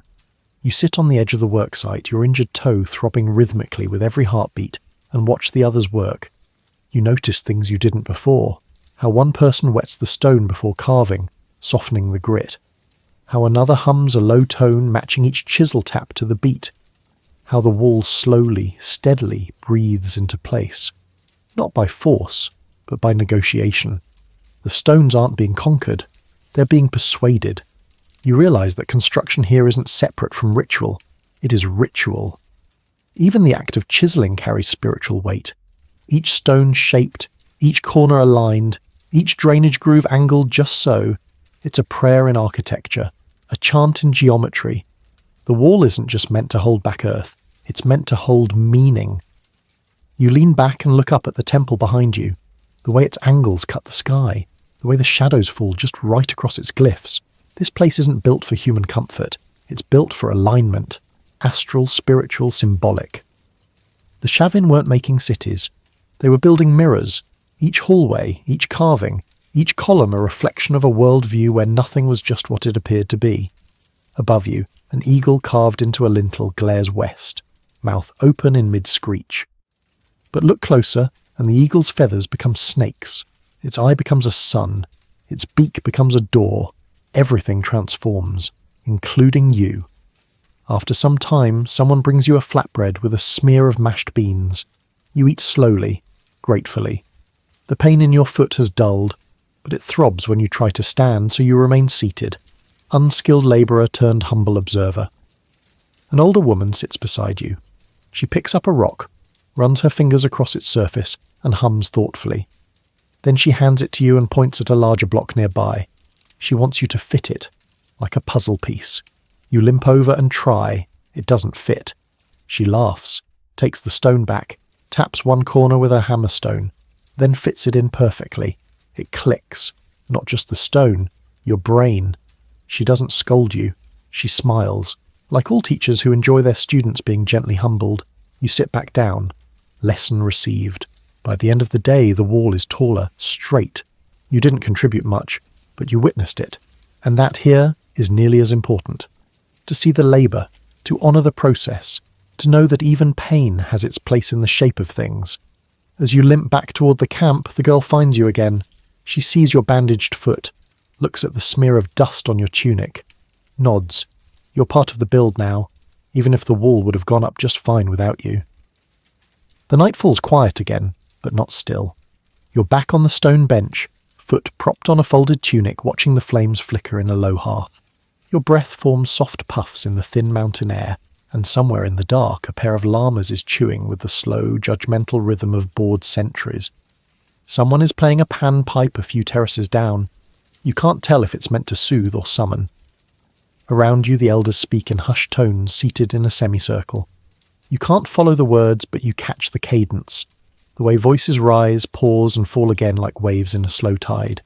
A young woman begins to respond, her tone sharper, faster. Then a man replies, calm and rhythmic, with a hint of amusement.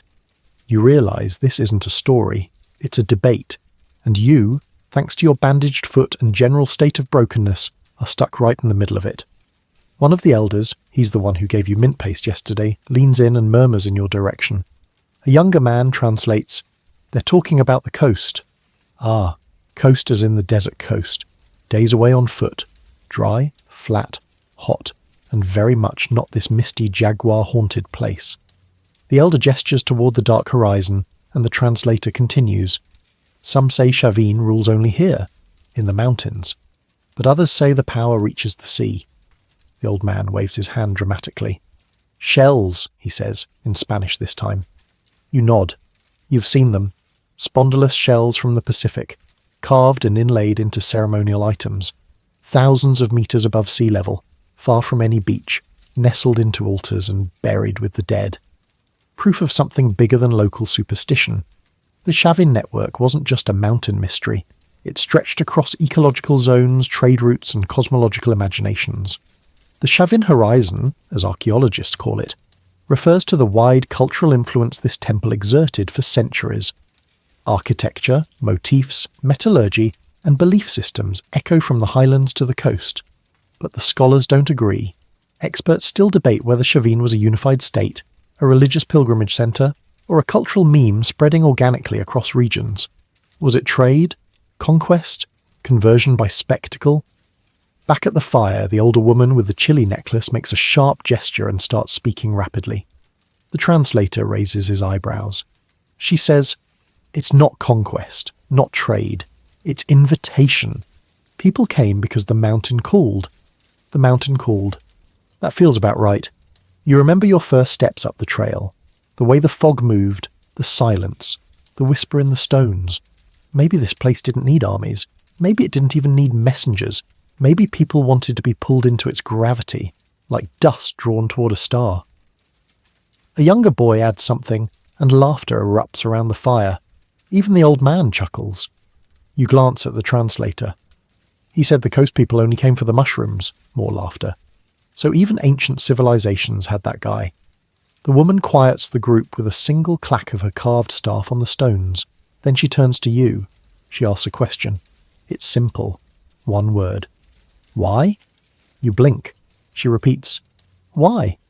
You don't have a translator for this one, but you understand the question. Why you? Why are you here? Not here in the Andes, here in this story, here in this moment. Limping, sore, bewildered, sitting in the flickering firelight of a civilization that isn't yours, wrapped in someone else's blanket and sipping tea, made from leaves you can't name. You don't answer. You can't. She nods anyway, as if silence is a good enough answer. The conversation resumes around you, debate, teasing, snippets of myth, weather complaints. You hear the word for rain, for thunder, for jaguar, then something new. Wari. That's a name you recognize. The Wari Empire would rise hundreds of years after Chavín's influence waned. Another great civilization in the Andes, but the way they speak it here is different, not as threat, not as history, as possibility. A child asks if the Wari will come here. The old man shakes his head. Not yet, he says. The woman replies, but they will, and they will forget. That silences the group for a moment. You feel the weight of it, even if you don't know the full context. Every civilization forgets the one before it. Maybe not out of malice, maybe just because memory fades and time erodes intention. The Chavín left no written language, no definitive origin story.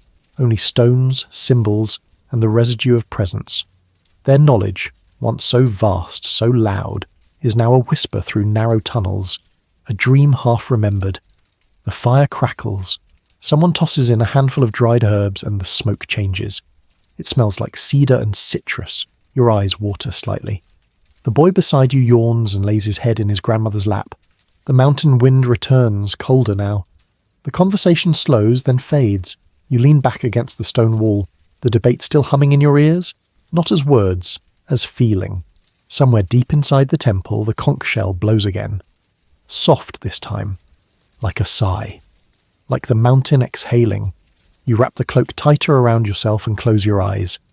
And the last thing you hear before drifting off is the word Chavín, spoken not as a name but as a direction. Not where you are, where you're becoming. You wake to a sound that doesn't belong in a dream. Not drums, not flutes, not chants. Breathing, but not your breathing, and not human either. You open one eye slowly, every muscle unwilling to move. It's still pre-dawn. The sky outside your shelter is the colour of old ash, and mist curls like restless smoke across the temple plaza. You hold your breath. There it is again. A long, slow exhale. You turn your head slightly and freeze. At the entrance of your hut, silhouetted against the grey light, stands a large, hunched shape. Stocky, silent, still. It doesn't move. Neither do you. A few seconds pass, or maybe a few centuries. Then the figure shifts slightly, and the first rays of morning light catch a pair of round, reflective eyes. It's an animal, not a jaguar. Wrong shape, not a dog. Wrong energy. It steps forward. A bear? No, too small. Then it makes a sound. A low snort, curious and unimpressed. You squint. It's a spectacled bear. Ukuku in Quechua, South America's only native bear species. Shaggy, black, with pale markings around the eyes that look, well, like glasses. It stares at you. You stare back. It blinks. You blink. Then it ambles off. Just like that. No rush, no threat. Just gone. You exhale so hard it feels like your lungs reboot. When you finally step outside, the mist has thickened. The entire complex is muffled, the sharp lines of the temple softened into suggestion. You hobble along the main path, your toe only mildly protesting now, wondering if anyone else saw the bear. The answer seems to be no. You ask the first person you see, a young boy carrying a jug of water, if he's seen anything. He shrugs, says nothing, but points upward toward the hills. The bear apparently came from the sacred ridge. You follow the trail he points to, winding past the terraces where you once harvested mystery roots, and up toward the fog-veiled high ground. Halfway up, you pause to catch your breath, and there she is. The teenage girl, still expressionless, still waiting. She gestures for you to sit on a low stone wall. Then she pulls something from her pouch and places it gently in your lap. It's a small carving, stone, smooth and cold, shaped like a bear. You look at her, startled. She just nods and walks away. Right. You sit with the carving, cradling it like a newborn idea, staring into the fog where the real bear vanished. There's a quiet logic to it all. This place doesn't do lectures. It does symbols. Visitors don't get explanations, they get metaphors and animals. Bears, in Andean mythology, are liminal creatures, neither predator nor prey, neither sacred nor profane. They walk between worlds, between forest and summit, between the human and the more than human. Seeing one here, a message or a warning, or both. You clutch the stone bear a little tighter, and then, as if summoned by reflection, a shaman appears behind you. Not the elder from the ceremony, a different one, taller, younger, dressed in a cloak of woven black feathers and copper beads. They sit beside you in silence. Then, softly they speak. You were watched. Their voice is soft but sure. You nod, they nod back. You were not harmed. Another nod. Then, it knows you now. A pause. Then the shaman adds, but you don't know it. Not yet. They take a pinch of dust, fine silvery grey, and sprinkle it over your head. You resist the urge to sneeze. It smells like ash and cold rain. Protection, they say. You're not sure if they mean the dust, or the bear.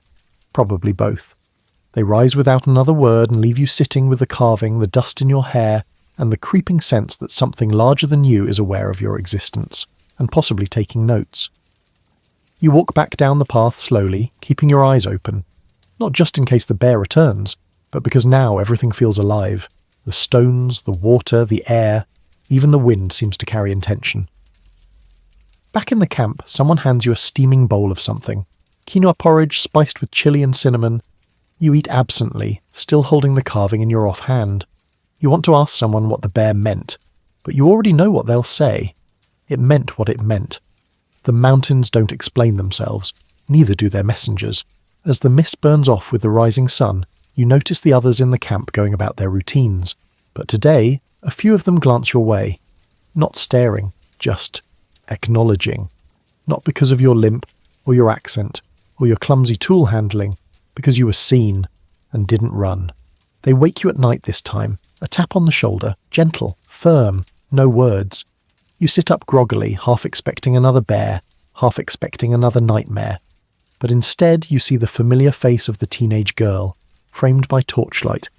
Her expression is unreadable, as always, but this time she carries something. A staff. Not ornamental. Practical. Polished wood, feather-wrapped, with obsidian embedded at the tip. She hands it to you. You're not sure why. You're barely conscious, but you take it. She nods once, and then she turns. You follow her. She leads you along the stone causeway, past sleeping llamas and shuttered huts, toward the temple. But she doesn't stop at the main stairs. Instead, she veers right toward the rear terraces, where the air is colder and the sound of running water pulses just beneath your feet. Then you see them. Torches, spaced evenly like stars fallen to earth, lining a thin ridge trail that coils up into the fog like the spine of a snake. Dozens of figures move silently between them, robed in black and ochre, hoods pulled low, faces obscured. They walk in single file, a midnight procession. You fall into step. The trail climbs higher and higher. The temple disappears behind you. Below, the two rivers glitter in the dark, converging like veins. Above, the stars flicker, but the moon is absent tonight. Only darkness and flame light your path. No one speaks. The only sounds are footfalls, the soft crackle of fire, and the occasional murmur of the wind in the grass.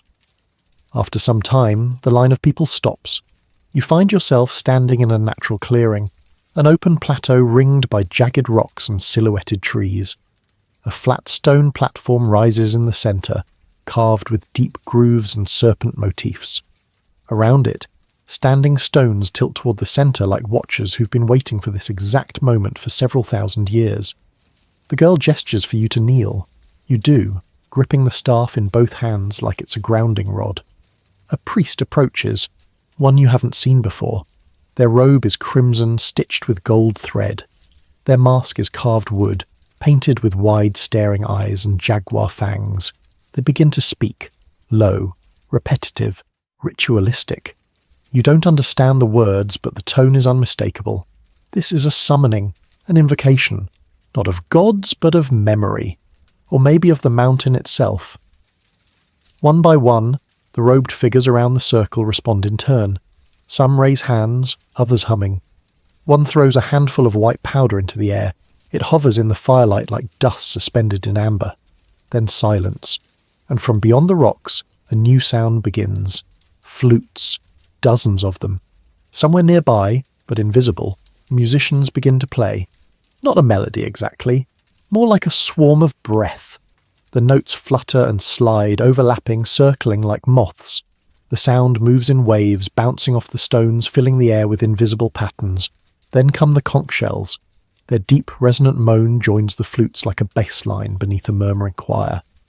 You feel the sound more than hear it, your ribs vibrating, your hands tingling where they grip the staff.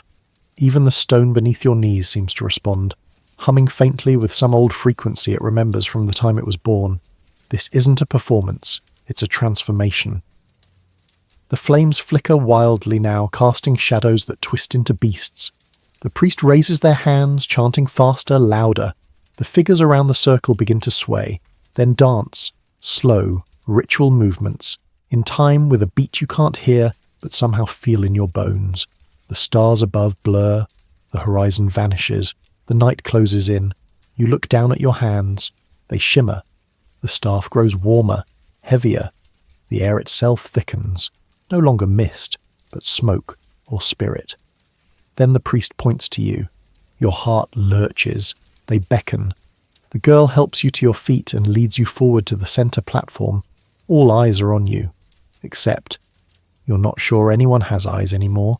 You stand at the heart of the circle. The priest places their palm against your forehead. You close your eyes, and in the darkness behind your lids you see. Not in visions, in sensations. You're walking through water. You're running through fog.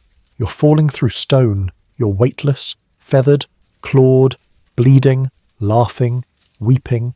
You're a jaguar. You're the wind. You're the missing moon. Then, silence. The wind stops. The flutes fall quiet. The fire flickers once, then goes out. Everything vanishes. And when you open your eyes, the stars are back. The night is calm. The figures are gone. You're alone on the platform. The staff is gone. The priest is gone. Only the girl remains, sitting on a boulder, gazing at the sky like nothing unusual just happened. You limp over. She doesn't speak, but she hands you a small pouch. Inside, feathers, a shard of obsidian, a tightly folded leaf. You nod. You don't know what they mean, but you will. Maybe. Someday. As you descend the trail with her, the torches are gone. The path is lit only by the faint glow of dawn beginning to break. Below you the temple rests in shadow. The rivers still murmur, the stars fade, and with them, a piece of whatever you just were. You collapse into sleep that morning without remembering how you got back. Your dreams are odd, wet, heavy. In one of them, you're walking through water that resists your every step, knee-deep, then waist-deep, until you're floating. Not drowning, just suspended. Above you, the stars blink like tired eyes. Beneath you, something with scales and feathers waits, patient and wide. You wake up gasping, but not because of the dream, because you can't breathe. The air feels like soup, thin, bitter soup made of altitude, fatigue, and one too many sacred fumes. You sit up. The room spins. Your head throbs like a poorly tuned drum. Your lungs gasp, pulling in air that doesn't seem to do anything. It's like breathing through a cracked straw while wearing a 100-pound wool cloak soaked in ritual symbolism. Altitude sickness. It has arrived. You try to stand. Bad idea. Your knees laugh in betrayal. Your stomach rolls. You sit back down and close your eyes. This is what the locals warned you about, without ever using words. The subtle way they watched your gait. The quiet offers of coca leaves. The way no one let you walk the high ridge alone until now. Your body has reached its limit. And it's not a polite realization. It's a hostile takeover. You're flushed and freezing at once. Your thoughts are fogged. Your fingers tingle. Your breath rasps like it's being rationed. And worst of all, you still have things to do. Someone enters your hut. It's the elder woman, the one who smeared chili on your face before the fire ceremony. She sees your condition and sighs, not with worry, with expectation, like, ah, yes. That part. She sits beside you, pulls out a pouch, and begins to grind something with a small pestle. You smell eucalyptus, then camphor, then something spicy and sour. She places a wad of something pungent beneath your nose and gestures for you to inhale. You do. Instant regret. It burns up your sinuses like hot needles dipped in lemon juice. But after a moment, you breathe. Not well, but better. She hands you a cup of tea, dark green and steaming. It tastes like desperation and moss, but it stays down. Your stomach doesn't argue. Your head begins to settle into something resembling balance. And still, the nausea lingers. The elder pats your hand, then she says in a soft accented whisper, "You lasted longer than most." The weight of that settles over you.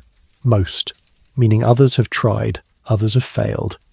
You are now among the rare outsiders who reach the ceiling of the Andes, and cracked. The Chavín didn't just build with stone, they built with pressure, environmental, spiritual, physical. Their world is stacked in layers, each one harder to reach than the last. And you? You just hit the layer where the body says, enough. She gives you a choice, again, without words.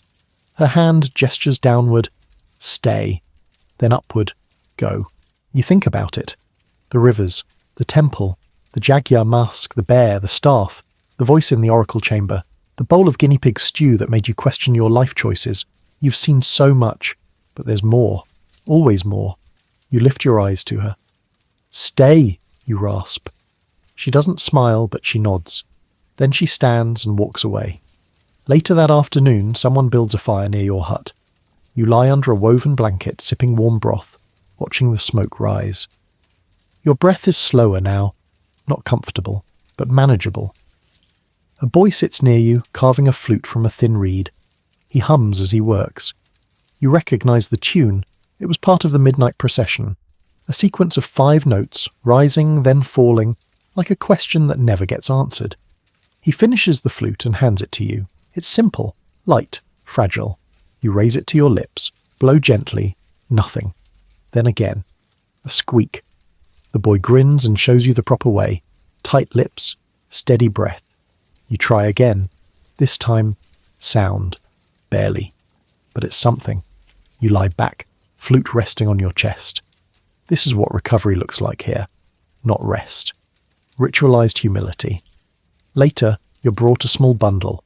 Coca leaves, charcoal, river clay, and a strip of cloth. A young woman shows you how to chew the leaves, smear the clay on your temples, rub the charcoal across your gums, each act a tiny act of reclamation. You're not well, but you're not broken. Not yet. The evening is quiet, no ceremonies, no drums, no gods demanding performance. Just stars returning one by one to their posts. You fall asleep with the flute in your hands, the taste of coca on your tongue, and a heartbeat that finally feels like it belongs to you again. They gather before dawn. You wake to soft footsteps and murmured voices. Outside, the stars still cling to the sky, stubbornly refusing to make room for the rising sun.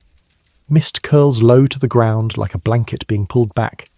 The mountain is silent, holding its breath. A procession is forming, not like the one with torches and flutes. This one is quieter, slower, almost funereal. You're not told what's happening. No one hands you a robe or a roll. You're not asked to carry anything, say anything, or offer a bowl of tea.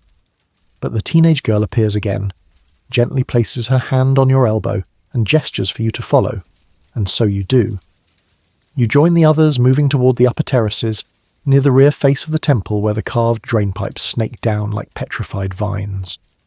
A few of the pilgrims wear ceremonial paint. Others carry feathers, bundles of herbs or polished stones. One person, tall, silent, wrapped in a black shawl, carries something more curious. A staff adorned with feathers and bones. Not the same as the one from the midnight rite, but unmistakably important. The walk is silent. You notice that no children are present. This isn't for everyone. At the edge of the cliff stands a low platform decorated with spirals and feline motifs and surrounded by a semicircle of stone seats. On the centre stone lies a small woven bundle, wrapped tightly no larger than a loaf of bread. A priest steps forward. He's younger than you expected. No mask, no robe, just a tunic, dyed deep blue, with a copper pendant shaped like the sun. He begins to speak softly, hands moving in deliberate patterns, gestures that seem choreographed to his words. You catch fragments, mostly names, maybe places, maybe stories. Then he pauses, looks directly at you, then turns away. You feel your spine straighten. Was that an accusation or a welcome? You're not sure.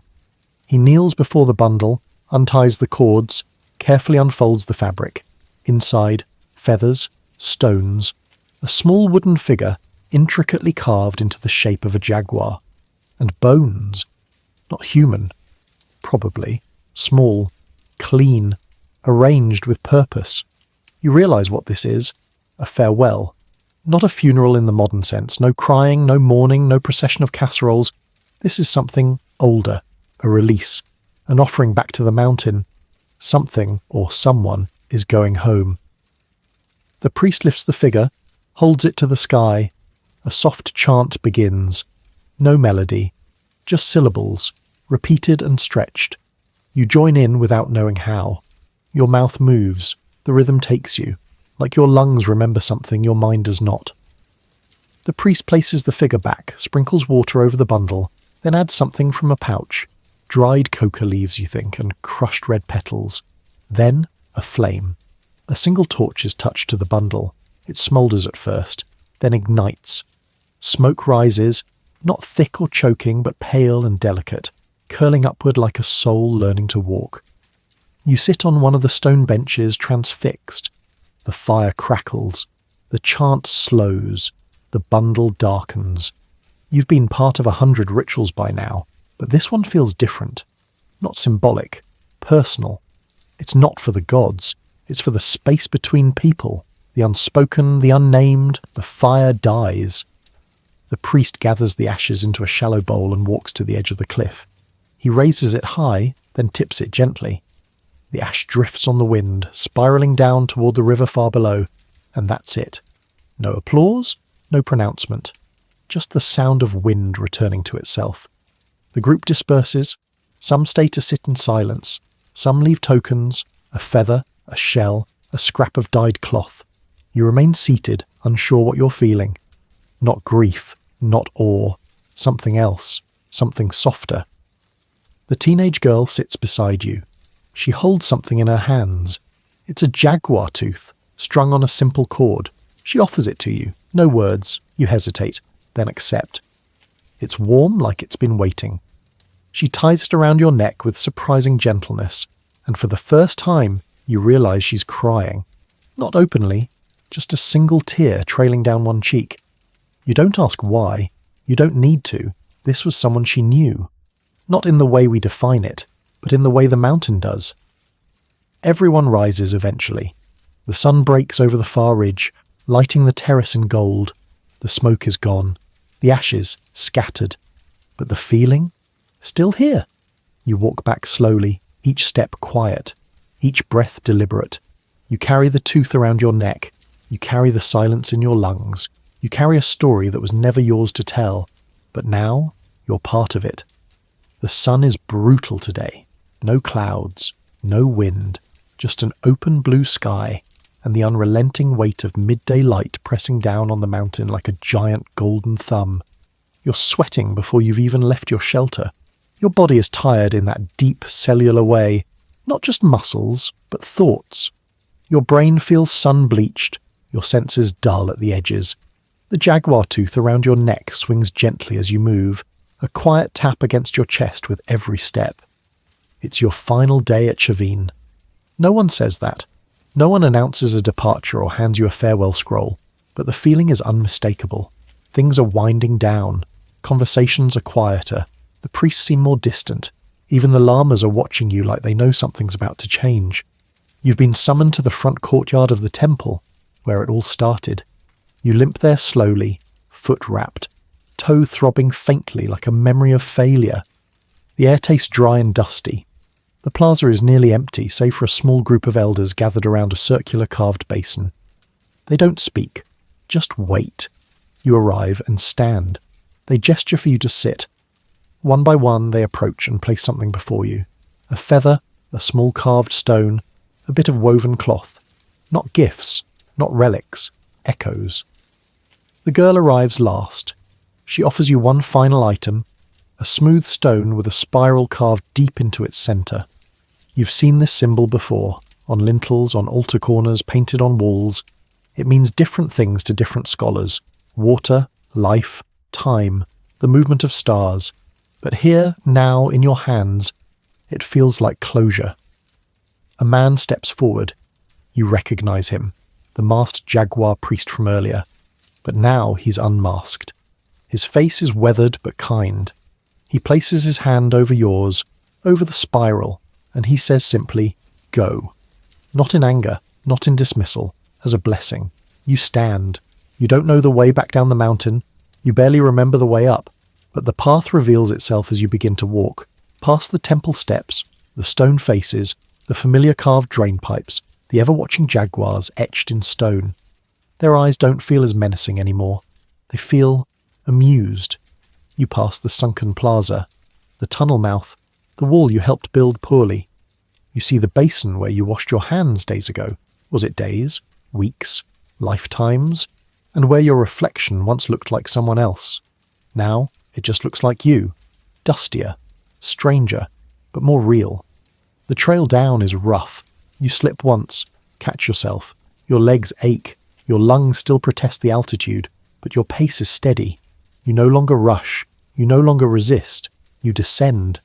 Not as an outsider, but as someone who's been inside the mountain and come out changed. As you reach the fork where the two rivers meet, you pause. The air is warmer here, louder. You crouch, splash your face with water.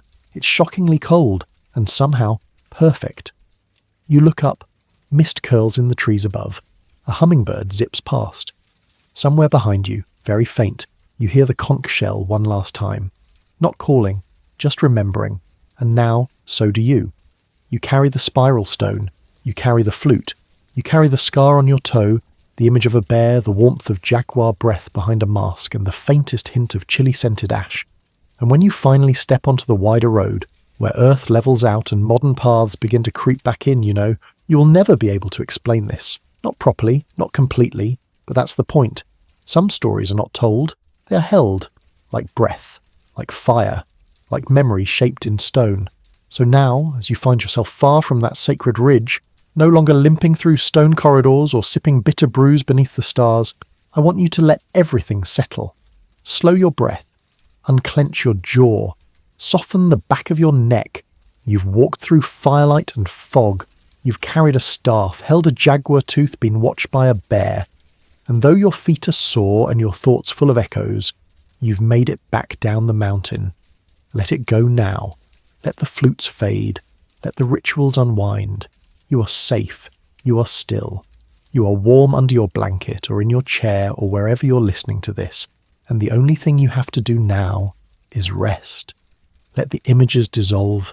The temples, the mist, the river stone. Let your body feel heavy. Let your eyelids drop just a little. The Andes will still be there tomorrow. The Chavín will wait. Their wisdom, carved into silence, still hums beneath the ground. But for now, they're quiet. Just for you. You've done enough walking for one night. No more feathers, no more conch shells, just this quiet moment and your steady breath. And as you slip softly into sleep, know this. You went where few have gone, you returned, and something ancient saw you. End of script. Sweet dreams.